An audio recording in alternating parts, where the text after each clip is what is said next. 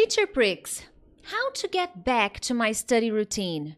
I was studying, but I stopped. It's been a long time. How do I get back to my practice, to my study plan? Do you have any recommendation? Yes, I have 4 recommendations to help you get back on track. So stay with me until the end, okay? If you don't know me very well, I'm Teacher Prix, and I'm going to help you talk to anyone, anywhere, anytime in English. Make sure to subscribe to my channel because every week there are different kinds of English lessons to help you become a better and more confident English speaker. If you have already subscribed, always thank you so much. You are part of this community. You know what to do. Hit the like button and share this video with 2 special people. Now, guys, it happens. It does. What are we going to do? Sometimes we take a break, but this break becomes a very long break, really long break. And then for some students, especially people who study alone and are not in any program, they don't have any guidance, it can be very difficult to get back on track, okay? And I understand what you guys go through. I have helped many students at this position. So at this level, because here on my channel, I pretty much help specific people, okay? Specific students. Pre-intermediate students, intermediate students, even upper intermediate students. And this level is challenging because I describe this level as the transition, okay? You are changing. You are beginning to make more phrases, to learn more complicated tenses and idioms and expressions. So taking a long break here at this level will be devastating to your English results. And I may be exaggerating, I may be a little bit dramatic here, but it is true. If you take a long break at a pre-intermediate or intermediate level, you will have devastating effects. That's the word I was thinking of. Devastating effects on your English fluency journey. So I recommend that even if you are losing a little motivation, if you're very busy, maybe it's not motivation, maybe you're just too busy, I recommend you try to stay consistent, even if you just do a little, okay? But I'm going to be giving you some recommendations. And why is it so devastating to stop at this level for a long time? At this moment, results happen gradually. At this level, your results will not be, wow, big, all of a sudden. You know, you study today and then you memorize the 35 new words. That's not going to happen. That's why it is so important to stay consistent at this level, because if you stop, you will forget a lot of information, your skills will go weaker, and you will not see the results you want because they happen gradually. And at this time, it'll be difficult. Pausing for long periods of time will only bring your motivation down and make it more difficult for you to get back. Many times the students send me messages, "Oh, teacher, how do I stay motivated on my journey?" Don't stop.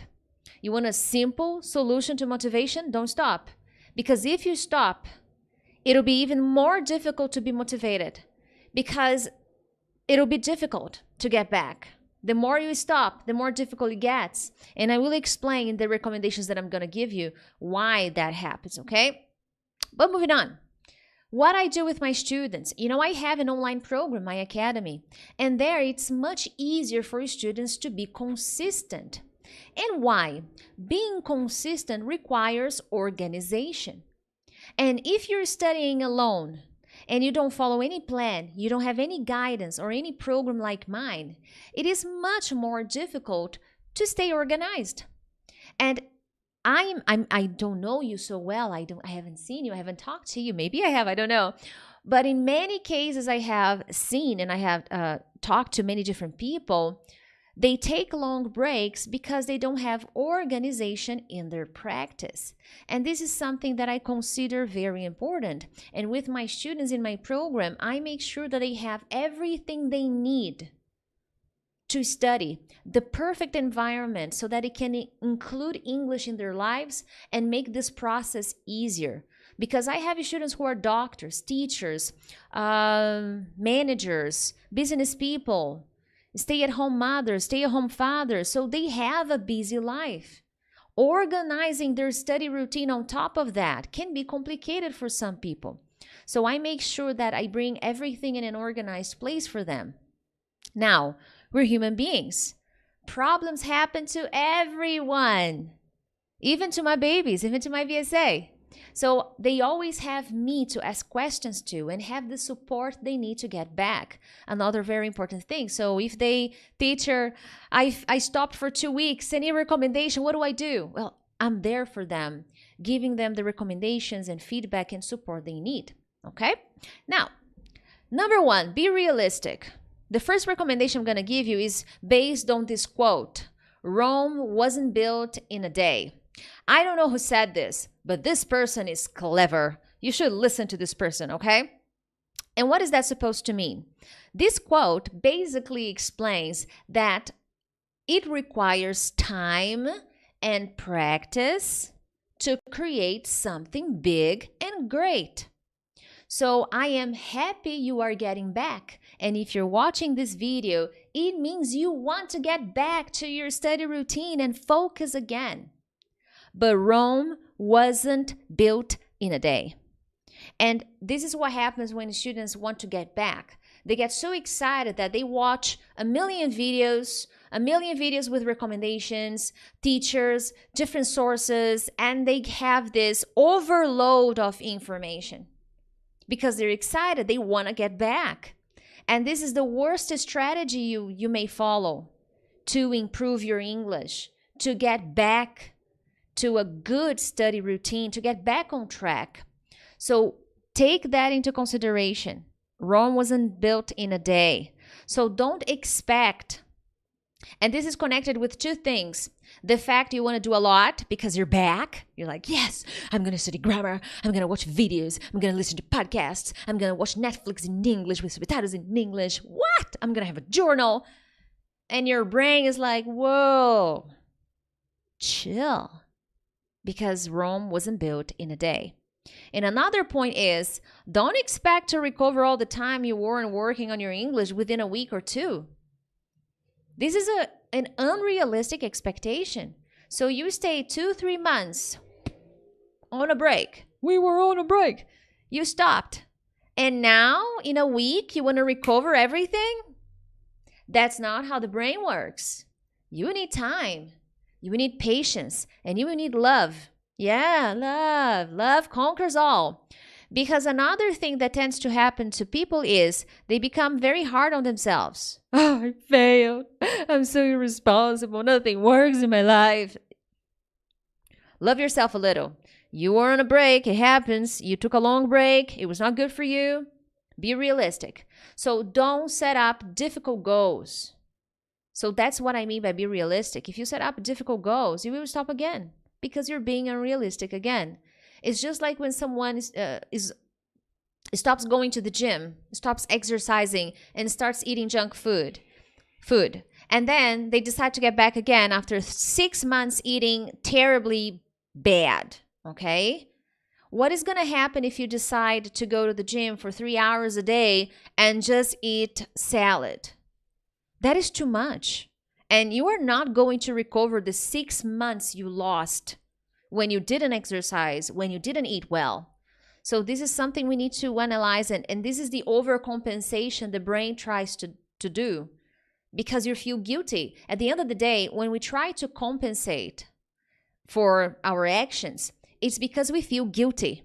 We feel bad because we know we fucked up, okay? That's basically it. So don't let that happen to you. Be realistic. It's better than going crazy and trying to embrace the world. Don't do that, okay? Now, so this basically means baby steps. No wonder I call my students babies. You know, I teach them slowly, with love, with patience, with the right lessons, with the right method. That's how I teach my babies. I call my students BSA. So be it baby sardines in the area. Okay, maybe you don't know me so well, but that's how I call my students. And it's so important to take baby steps. Go slowly. Work on your routine organization, set the days of the week you're going to get back to, and slowly build up your routine muscle. There is no shame in starting over. And I want you to type this in the comments if you agree. After this video is over, you go to the comment section below, and I want you to type, there is no shame in starting over. There is no shame in starting over. So don't let your brain play games with you like, oh, you're terrible. There you go again, starting your English journey again. Don't let that happen to you. There's no shame in starting over. You are a winner, you're taking action, you want to change the future of your English, and you should be damn proud of that, okay? Number 2, do a review. Okay, motivations aside, now you know you want to get back, you're being realistic, you're not going to study like crazy, so this is the next thing you're going to do. On the first week or two, so the first 2 weeks, okay, more or less, give or take, you will need to revisit the last lessons and activities you were working on. Because I imagine, this is my imagination, okay, this is what I think. I imagine you follow a consistent plan. You have a kind of routine. You follow some guidelines. For example, with my students, they have a plan. They have lessons to study. They have activities they need to do every week. I show them everything they need to do so that they can go from stuck to speaking in 6 months. So I imagine you have something similar. So now that you're back, get the dust off your books. Check out what you were doing. What were you working on? What were the things you were doing? They are important. They matter. So you need to review them. My recommendation is spend 2 weeks, the first 2 weeks, reviewing the last lessons you were studying so that you can get back to your practice. Basically, guys, what I'm trying to say here is you don't need to start with a lot of new things. Because usually students want to see something new. Oh, let me see something new. Yes, I'm back. No. Go back to the old stuff. Review. Check what you were doing. And after doing some review, get back on track and then start something new. On week 3, you start something new. The first 2 weeks, review, revisit. And I'm going to give you more recommendations that will help you with that. Review, study, get back on the routine vibe. And then on week 3, you get back to learning new and different activities, okay? That would be a much more productive way for you to do that. And now attention, if you didn't have a study plan before, you are in big trouble. Maybe that's why you keep taking breaks, because you don't have a study plan. You are not in a program like mine. So you need to consider that. Maybe to help you stay on track, you need to be in an online program like my academy, or have a study plan. I have study plans too, by the way. My 21-day study plan will be very helpful if you need to be more organized with your practice. I have a listening mastery workshop that will teach you how to master your listening comprehension. So these are some options you have. But even if you don't choose these options, you will need to follow a study plan. This is not my academy. My academy is the program. But these guys I created are awesome too. And they will help you bring the organization you need. Especially if you took a long break and now you're like, I don't know, I wasn't organized before and I want to get back and I don't know how to do it. You need organization, my friend. And if possible, hit the like button. Share this lesson with your friends. It really helps the channel grow. I know I repeat this a few times during the lesson. It is important for me because then when you subscribe, when you share this video with your friends, YouTube understands that my channel is healthy, my channel is helpful, and it's bring good content to this community, okay? But here we go. Exercise your speaking muscle. Oh man. When you take a long break, one of the skills that suffers the most is English speaking, okay? Speaking will suffer after a long break. Speaking and listening, these are the two ones that suffer the most. The others are impacted as well, but these ones suffer the most. So when you're returning, when you're resuming to your routine, when you're getting back and you're feeling motivated to get back on track, you will need to do some exercises to work on your English speaking. Even if you are alone, doesn't matter. You will need to do this. So you decide to go back, and now you need to practice. So what I recommend for you is one additional activity you can do as soon as you get back to your study routine is a 21-day speaking challenge. And what is that supposed to mean? For the next 21 days, after a long break, of course, you should practice your English speaking all the time, anywhere, anytime. But particularly for this scenario where you took a long break and now you want to get back to your study routine, you want to get back to the vibe, improving, getting better. That's my recommendation. For the next 21 consecutive days, non-stop, okay? Don't miss. 21 days consecutively, you will practice your English speaking. Now, here's the thing. Remember, be realistic. I'm not saying you're going to be speaking for an hour in front of a mirror. No, you're not going to be doing that, speaking for 20, 30, 40 minutes. No. Each day for the next 21 days, you're going to pick 2, 3 questions, and you will practice answering those questions in English. That will be like a 5-minute practice. So 5 minutes every day for the next 21 days will reboot your brain. It'll give the start that your brain needs to get back on track, to get back to the vibe of, hey, English. Okay, remembering things. That's good. So that is a very nice exercise I strongly recommend you do, especially if you were on a long break and now you need to get back. I know you will notice the difference. And finally, watch your mind. This is the tricky one, because when we take long breaks, as I said at the beginning or at some point here, we feel guilty. We feel like, oh my God, I should be working on my English, but I stopped, and I need English to get a better job. I need English to travel the world, and now I stopped and I feel so bad. I feel so guilty. That's your mind. And if you keep on doing this, your mind is going to win. So after coming from a long break, coming back, your mind will try to convince you that you cannot do it, that it's too difficult, that you are a bad student, that you are irresponsible, that you will fail again, that you will stop again. This is your brain trying to make you comfortable. And what is comfortable? Not studying, not doing the work, not waking up early in the morning. Your brain wants comfort.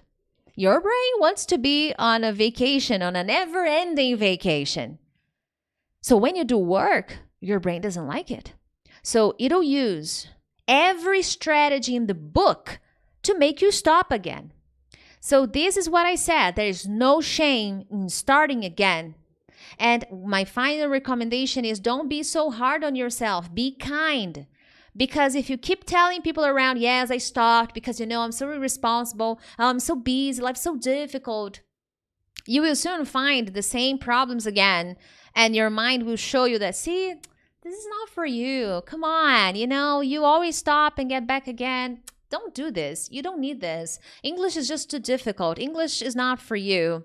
So your mind will be playing those games with you, and it'll make you stop again for a long time again. And you will stay in this loop, in this really bad loop of stopping and getting started again. And this is the worst thing you could possibly do at this level, at a pre-intermediate or intermediate level. So if you want to get out of this level and go from stuck to speaking, these are the changes you need to make, especially if you're getting back on track. Share this video with your friends, help the channel, but other than that, I'll see you in the next one. Bye-bye!